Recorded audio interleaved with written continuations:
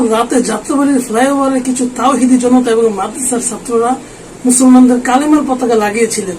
দুঃখজনক বিষয় হলো 24 ঘন্টা না যেতেই সেই পতাকাগুলো খোলা হয়েছে।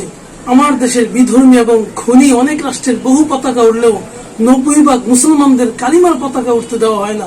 এখন কি করা উচিত? আমরা জানি সোজা আঙ্গুলে ঘি না উঠলে আঙ্গুল পাকা করতে হয়। তাই এখন আমাদের উচিত হলো আমরা যৌথভাবে দল ভেদে ওসব বিধর্মীদের পতাকাগুলো যার যার এলাকা থেকে নামিয়ে ফেলা।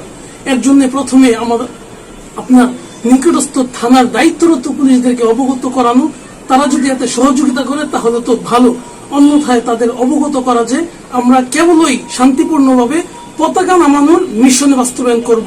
এটা অনুমতির জন্য নয়, বরং নিয়ম শৃঙ্খলার জন্য।